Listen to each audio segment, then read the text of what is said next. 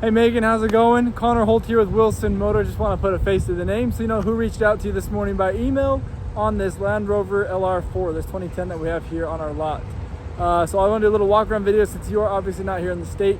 That way you can see what it looks like in person, and hopefully we can see you here in a few days to come down and take it for a test drive and see if it's something that you guys would like. So let me just flip it around. I'll back it up and we'll get right to it. So being the fact that it is a 2010, I can tell you right off the bat, these lights are not going to be LEDs. If you were buying one of the newer ones we have, like this guy, this Range Rover, that one's definitely LEDs. But being 2010, this one is not LEDs. But it's an awesome little vehicle. It still has some crazy features that I would not have expected it to have. So I'll kind of go over all those for you. Obviously, like we have the Land Rover in the front, just to let everybody know that's what you're driving. These are what your Land Rover wheels look like. None of them have been kind of bashed at all, so it's really well taken care of. These are pretty new tires on these. You still have some life left on there. You don't have to worry about getting changed too soon. As for like dings and dents on the side, really there's not a whole lot. I mean, there are a couple little things like these little white scratch things. Those doors, I think it's just paint from other cars, so we could probably just get off like with the adhesive remover, because I can fill that on there. A couple little scratches right there, one on the back there. Here's where your gas is, and it does recommend that you use premium gas so that you're aware of that. Being a foreign car, they typically like to do that. These tail lights, honestly, are like one of my favorites. They look really cool. I don't normally talk about the tail lights unless if I'm looking at like the Fords with the blind spot monitors in them, but these I think just kind of look really cool.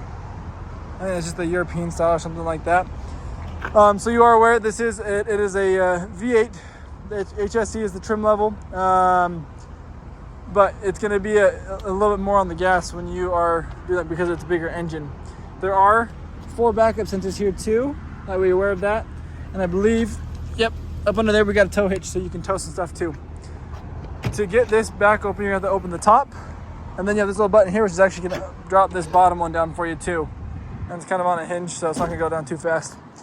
I just put this chair down so you can see that you can have this back row. Like, this is how much space you would have on the back row normally if you had both chairs up, and so there's not a whole lot of storage space, but you can put them flat down like this, and you're gonna have a lot of storage space if you don't need that third row up.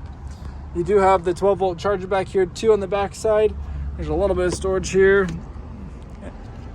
and your jack and tools. So not really much storage, but more just the jack and tools.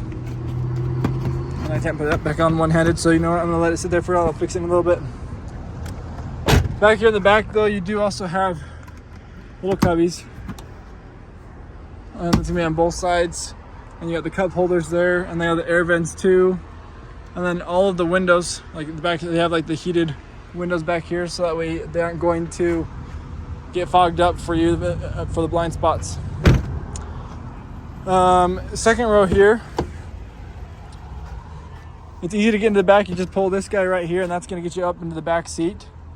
And you can kind of see how much leg room you have on these seats.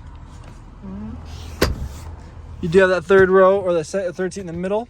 And you can pop that down there if you want to as well, and have it more like captain's chairs if you want to go that route. You got to pop that back down if you want to put it back up though. They do have both the little bags, or the pockets on the back seats here of both driver and passenger seat. You have heated seats in the second row here on these 2 exterior seats, and they have little air vents. No charging, anything like that, but the heated seats both do work as well. They have little cubbies here on the sides for little storage options there too, and then the big speakers there too. And then up here in the front, this is what we're looking at here. One thing I forgot to mention is you do have air controls right there for those in the back. But there is a window above the third. It's like a moonroof above the third and the second row here.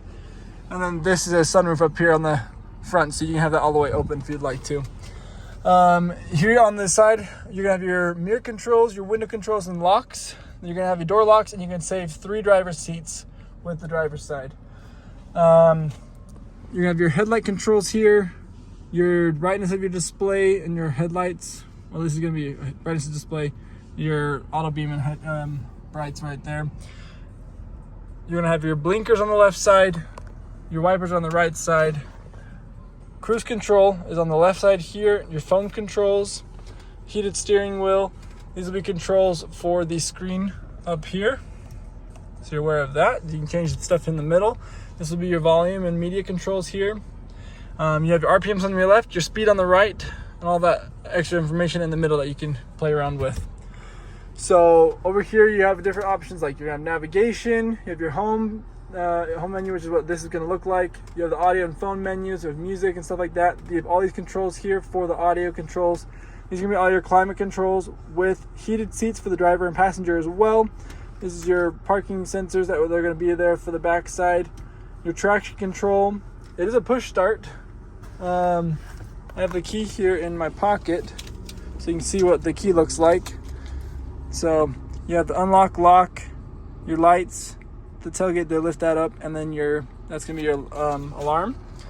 Then you have 5 different drive modes, which is kind of cool. That's something I've never seen on a 2010. Usually they just have the 4-wheel drive option. So your 5 different drive modes are as follows.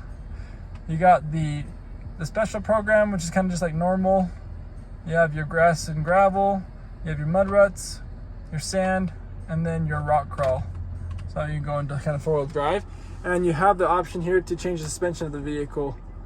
So it will automatically change it, go up a little bit higher, so if you go over rocks, that way you don't hurt the bottom of the vehicle. I'm not really sure what this button is yet. I have to figure that out. This is your downhill assist. You got high and low, so probably this is going to be more of like for your 4-wheel drive options. I could be wrong on that. I need to verify. I'm not 100% positive. I'll have to learn more about that.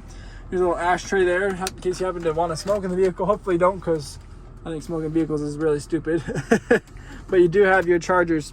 You got 2 chargers on one in the both sides here with a little smoking thing right there as well. And then you have your parking brake right here, which it is currently on. To get that off, you just push that down and it will stop the parking brake. Take that off. Cup holders.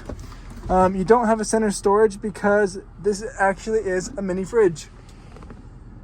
So this little switch right here, we'll turn that on to keep stuff cool. You do have this old school iPad or iPod hookup right there, and also a USB.